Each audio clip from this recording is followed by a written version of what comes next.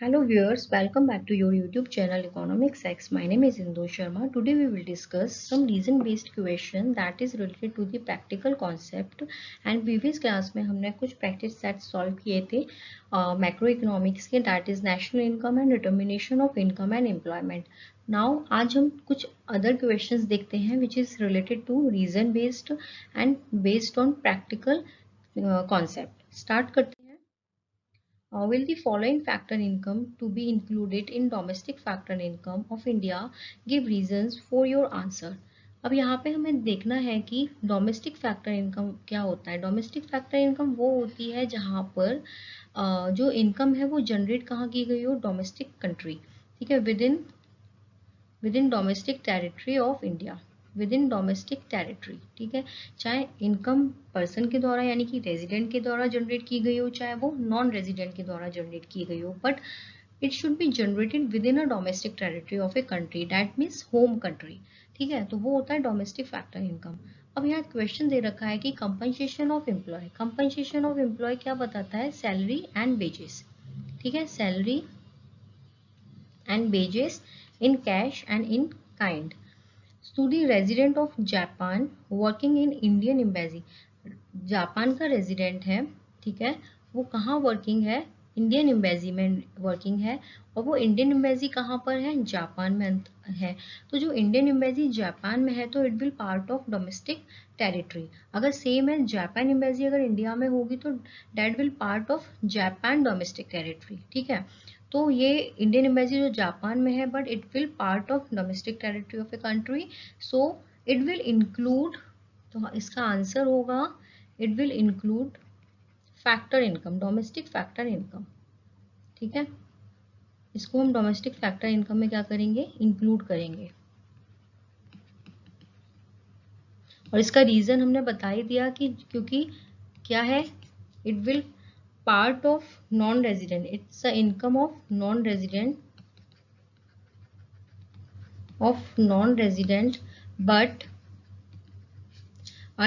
और ये भी रीजन हम डालेंगे इसमें कि इंडियन एम्बेसी जो जापान में है तो it will part of domestic territory of a country and same as if Japan embassy in established in India so that will part of Japan domestic territory.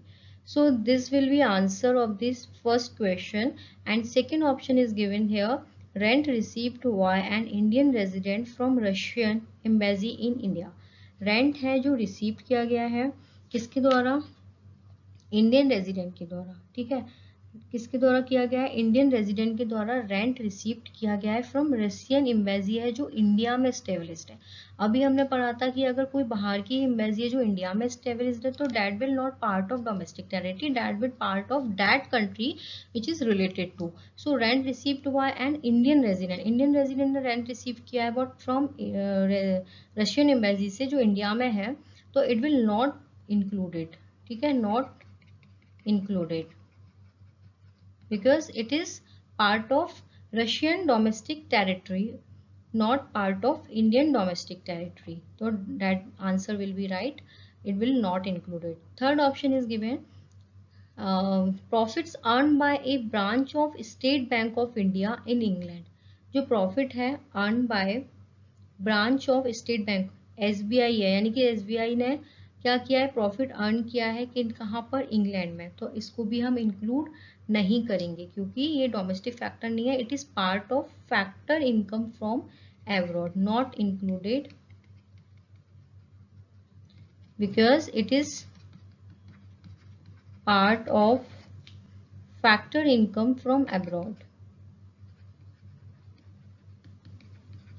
Factor income from abroad. तो इस तरीके से questions पूछे जाते हैं कि domestic factor income, national factor income, इसके अंदर क्या कंसीडर करेंगे, क्या नहीं करेंगे, ये रीजन बेस्ड क्वेश्चन होते हैं. तो first we have to mention कि वी विल इंक्लूड और नॉट इंक्लूड. तब ये आपको आप तब मेंशन कर दोगे, उसके बाद उसका रीजन क्या है और एक एक दो लाइन में उसके रीजन को आपको एक्सप्लेन करना है. तो इस तरीके से क्वेश्चन पूछे जाते हैं. नेक्स्ट क्वेश्चन देखते हैं हम. Are the following a part of country's net domestic product at market price? यानी कि NDPMP. ठीक है, तो net domestic product at market price, तो ये एक्सप्लेन करना है कि net domestic product at market price में हम इन फैक्टर्स को कंसिडर करेंगे या नहीं करेंगे। तो फर्स्ट दे रखा है NIT, net indirect tax, which will include in the net domestic product at market price। NIT को हम क्या करते हैं, इंक्लूड करते हैं, ठीक है, इंक्लूड करते हैं net domestic product at market price पे। क्यों करते हैं, क्योंकि हमें मार्केट प्राइस में जब हम NIT को इंक्लूड करेंगे तो वहां से हम क्या निकलेगा हमारा, जब मार्केट प्राइस में करेंगे तो NDPFC, ठीक है, तो इसलिए इसको हम इंक्लूड करते हैं। सेकंड पॉइंट आता है नेट एक्सपोर्ट। नेट एक्सपोर्ट जो होता है इसको इंक्लूड करते हैं या नहीं करते हैं? ऑफ कोर्स जो नेट एक्सपोर्ट होता है इसको हम इंक्लूड करते हैं, क्योंकि ये कंपोनेंट होता है domestic product at market price का, ठीक है, because it is the one component of domestic product at market price. तब हम एक्सपेंडिचर मेथड को कैलकुलेट करते हैं, एक्सपेंडिचर मेथड से जब हम कैलकुलेट करते हैं तब हम नेट एक्सपोर्ट को क्या करते हैं, इंक्लूड करते हैं। तो हम यहाँ पे लिख देंगे इंक्लूड। इसका क्या रीजन है वो मैंने जो बोला आपको वैसे आपको लिखना पड़ेगा। Net factor income from abroad, net factor income from abroad, इसको हम इंक्लूड करेंगे या नहीं करेंगे? ऑफ कोर्स नहीं करेंगे, not include, because net domestic product includes only domestic product, ठीक है, not foreign income. Foreign income को इंक्लूड नहीं करता, ओनली डोमेस्टिक इनकम को ही इंक्लूड करता है। डी पॉइंट दे रखा है consumption of fixed capital, consumption of fixed capital which means depreciation. Depreciation को हम इंक्लूड नहीं करते हैं क्योंकि यहाँ पे नेट दे रखा है। जब हम और जो डेप्रीशिएशन होता है वो कहाँ पर इंक्लूड होता है, ग्रॉस में इंक्लूड होता है। तब ग्रॉस से नेट पे आते हैं तो डेप्रीशिएशन को हम डिडक्ट करते हैं, तो हम इसको इंक्लूड नहीं करेंगे, लेस करते हैं। कहाँ से, ग्रॉस से लेस करते हैं। ग्रॉस से जब हम डेप्रीशिएशन को लेस करते हैं तब क्या आता है, नेट आता है। तो डेप्रीशिएशन होता है वो ऑलरेडी ग्रॉस में क्या होता है, इंक्लूडेड होता है। सो ये इस तरीके से क्वेश्चन पूछे जाते हैं एग्जाम में कि आपको NDP MP दे देगा या कुछ और फैक्टर दे देगा, उसमें आपको बताना होगा कि क्या हम इंक्लूड करेंगे क्या नहीं करेंगे। नेक्स्ट क्वेश्चन देखते हैं। नेक्स्ट क्वेश्चन दे रखा है giving reasons explain how the following are treated in estimating national income. First दे रखा है wheat grown by a farmer but use entirely for families consumption, ठीक है। एंड सेकंड दे रखा है earnings of the share holder from the sale of share expenditure by the government on providing free education. तो first दे रखा है wheat grown by a farmer but use entirely for family consumption, तो इसको हम नेशनल इनकम में include करेंगे या नहीं करेंगे, ये क्वेश्चन में क्या है पूछा गया है। तो डेफिनेटली जो ये कंजम्पशन है फैमिली कंजम्पशन के लिए जो व्हीट ग्रोन किया गया है इसको हम नेशनल इनकम में क्या करते हैं, इंक्लूड करते हैं, क्योंकि जो इम्प्यूटेड वैल्यू होती है, इम्प्यूटेड वैल्यू जो होती है वो नेशनल इनकम में क्या होती है, इंक्लूड की जाती है। किस में की जाती है, वैल्यू एडेड मेथड में, ठीक है, वैल्यू एडेड मेथड में ये जो वैल्यू होती है इसको क्या करते हैं, हम इंक्लूड करते हैं, क्योंकि it's add to current flow of goods in the country, ठीक है। ये नॉन मार्केट एक्टिविटी तो है, ये नॉन मार्केट एक्टिविटी है, बट ये क्या कर रही है, जो भी करंट फ्लो होता है गुड्स का कंट्री में उसमें क्या किया जाता है, इसको ऐड किया जाता है, ठीक है। और नेशनल इनकम में हमेशा इम्प्यूटेड वैल्यू को हम लेते हैं, तो इसलिए इसको हम इंक्लूड करेंगे। सेकंड दे रखा earnings of the share holder from sale of share. Earning of the share holder, share holder क्या कर रहा है, अर्न कर रहा है from the sale of share से, तो नॉट इंक्लूडेड। व्हाई, क्योंकि ये क्या है, एक there is transfer of financial asset, ठीक है, फाइनेंशियल असेस्ट है ये, फाइनेंशियल असेस्ट का क्या है, ट्रांसफर है, कोई प्रोडक्शन एक्टिविटी के लिए यूज नहीं हो रहा है, किसी भी गुड्स एंड सर्विस के प्रोडक्शन एक्टिविटी के लिए इससे कोई इम्पैक्ट नहीं पड़ रहा। This is a financial transaction और financial transaction will not be included in the national income, only production of goods and services we will consider, so definitely it will not include. Third point is given expenditure by the government on providing free education, expenditure by the government, तो ये किस में है, final expenditure है, ठीक है, ये क्या हुआ, फाइनल एक्सपेंडिचर हुआ। जो फाइनल एक्सपेंडिचर होता है उसको हम क्या करते हैं, इंक्लूड करते हैं, ठीक है। और ये कौन कर रहा है, गवर्नमेंट प्रोवाइड करती है, तो गवर्नमेंट स्पेंड कर रही है फ्री एजुकेशन प्रोवाइड करने में, तो it will include of the national income because it will be the final expenditure of the government and final consumption, final expenditure. तो during by the expenditure method, so it will include. Next point देखते हैं, यानी कि next question देखते हैं. How will you treat the following while estimating national income of India. तो यहाँ पर हमें वही निकालना है कि नेशनल इनकम ऑफ इंडिया में हम क्या लेंगे और क्या नहीं लेंगे, और अगर लेंगे तो क्यों, इसका क्या रीजंस है और क्या वे है. तो dividend received by A Indian from his investment in share of a foreign company. तो डिविडेंड है वो रिसीव किया गया है किससे, by Indian from his investment of share of foreign company will be included in the national income. ठीक है, national income में क्या होगा, इंक्लूड होगा, क्योंकि it is part of foreign income, part of foreign income. और ये जो इनकम किससे जनरेट की गई है, बाय दी नॉर्मल रेजिडेंट. जो इनकम है ये जनरेट किसके द्वारा की गई है, by normal resident. So it will included in the national income. Next देखते हैं. Money received by a family in India from relative working abroad. तो जो मनी रिसीव किया ये क्या है, एक ट्रांसफर रिसीव्ड हो गया. ठीक है, ट्रांसफर रिसीव्ड है. As like you can say it's a remittance. So remittance will not included in the national income. So not included in the national income because it's a transfer receipts, not a factor income. ये क्या है, transfer receipt है, कोई factor income नहीं है. ठीक है, factor income नहीं है तो डेफिनेटली इसको हम इंक्लूड नहीं करेंगे. थर्ड बोलता है interest received on loans given to a friend for purchasing car. तब interest received on loan purchasing car मतलब किसके लिए लिया है, फ्रेंड के लिए लिया है कार को परचेज करने के लिए. तो it will not included in the national income, not included.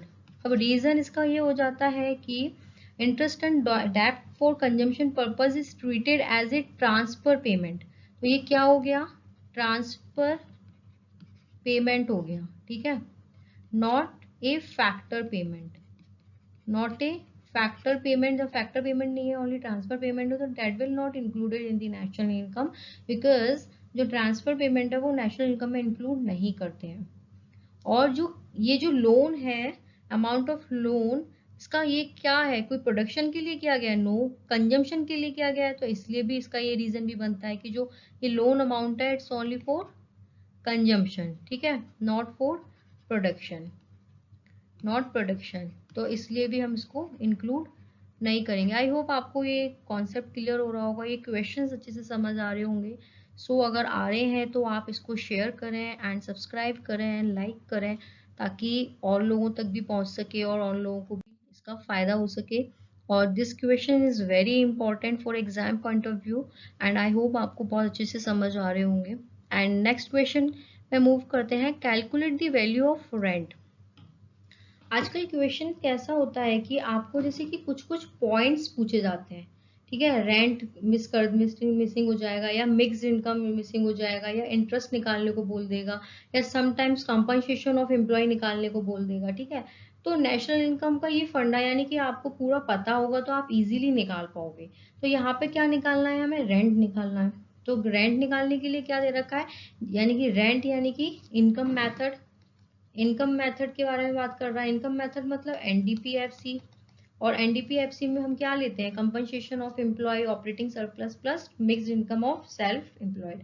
Okay, अब यहाँ पर रेंट ही निकालना है हमें. तो रेंट में gross domestic product at market price क्या हमें दे रखा है. ठीक है, अब gross domestic at market price दे रखा है, तो हम डेफिनेटली हम क्या करेंगे, depreciation consumption of fixed capital, ये क्या है, डेप्रिसिएशन है, तो इसको हम लेस कर देंगे. लेस कर दिया हमने. फिर माइनस इनडायरेक्ट टैक्स यहाँ पे दे रखा है, इसको भी हम लेस कर देंगे, इसको भी लेस कर दिया हमने. फिर सब्सिडीज दे रखा है यहाँ पर, सब्सिडीज को क्या करेंगे, ऐड कर देंगे. ओके, फिर कंपनसेशन ऑफ एम्प्लॉय दे रखा है, कंपनसेशन ऑफ एम्प्लॉय इसको क्या करेंगे, लेस, क्योंकि जब हम एनडीपीएफसी निकालते हैं तो इन सब फैक्टर्स को क्या करते हैं, ऐड कर देते हैं. बट हमें यहाँ पर्टिकुलर एक पॉइंट निकालना है, डेट मीन्स रेंट निकालना है. तो जो वैल्यू हम ऐड करते थे उसको हम क्या करेंगे, लेस करेंगे. तो कंपनसेशन ऑफ एम्प्लॉय इसको लेस कर देंगे. यहाँ पे फिर दे रखा है इंटरेस्ट, इंटरेस्ट को भी लेस करेंगे. रेंट है इसको, sorry interest and profit, profit को भी क्या करेंगे, लेस करेंगे। ठीक है, क्योंकि अब आप बोलोगे कि रेंट क्यों नहीं लिया, क्योंकि ये किस में आ गया, प्रॉफिट में ही आ गया। अब आप ये बोलोगे कि हमने यहाँ पर ये क्यों नहीं लिया, क्या बोलते हैं, इनडायरेक्ट टैक्स, और ये सारा पॉइंट तो हमने ले लिया, तो ये मिला के हमने क्या किया। और फिर आ जाता है mixed income of self employed, ये भी दे रखा है, इसको भी हम क्या करेंगे, लेस करेंगे। तो ये पॉइंट्स को लेस करने के बाद, ये वैल्यू पुट करने के बाद हमारे पास जो रेंट की वैल्यू आती है वो आती है 47 करोड़। क्या आती है, 47 करोड़, ये है रेंट की वैल्यू, यहाँ पर पुट कर देंगे 475 करोड़। सो नेक्स्ट क्वेश्चन देखते हैं। यहाँ पे दे रखा है calculate gross national product at market price, यानी कि GNPMP, यानी कि GNPMP gross national product at market price हमें निकालना है। ओके, अब यहाँ पे हमें दे क्या रखा है, कंपनसेशन ऑफ एम्प्लॉय दे रखा है, इंटरेस्ट, रेंट, प्रॉफिट, ये पॉइंट सारे हमें दे रखे हैं। तो हम ऊपर से देखेंगे कंपनसेशन ऑफ एम्प्लॉय है, इसको हम क्या करेंगे, इसको लेंगे, इंटरेस्ट को लेंगे, रेंट को लेंगे, प्रॉफिट को भी लेंगे, इसको भी ऐड करेंगे। फिर क्या कह रहा है, mixed income of self employed, इसको हम ऐड करेंगे। ठीक है, माइनस करेंगे NFIA को, net factor income from abroad, इसको माइनस कर देंगे। फिर कह रहा है कि COFC यानी कि कंजम्पशन ऑफ फिक्स्ड कैपिटल, यानी कि डेप्रिशिएशन को भी हम क्या करेंगे, ऐड कर देंगे।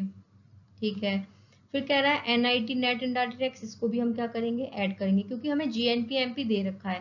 तो GNPMP दे रखा, निकालना है हमें, तो इस फैक्टर से हमें उन वैल्यू को ऐड करना है जो हम माइनस करते हैं, और उन वैल्यू को माइनस करना है जिसे हम ऐड करते हैं। तो ऐसे करके ये पूरा फॉर्मूला हमने बनाया, उसमें फिर जो जो वैल्यू है उसको हम पुट कर देंगे, तो आ जाता है 5700 करोड़। ठीक है, ये क्या आ जाता है, GNPMP, ये क्या निकल के आता है हमारा, GNPMP। अब आप बोलोगे कि employ contribution of social security scheme, इसको क्यों नहीं लिया, क्योंकि ये ऑलरेडी इंक्लूडेड है, कहाँ पर, कंपनसेशन ऑफ एम्प्लॉय में। कंपनसेशन ऑफ एम्प्लॉय में हमने दो पार्ट पढ़े थे, salary and wages in cash and salary and wages in kind and social security contribution, SSC, ये 3 पॉइंट किसमें आते हैं, कंपनसेशन ऑफ एम्प्लॉय में। रेंट, इंटरेस्ट, प्रॉफिट ये अलग से ऑपरेटिंग सरप्लस का पार्ट है, ये ले लिया।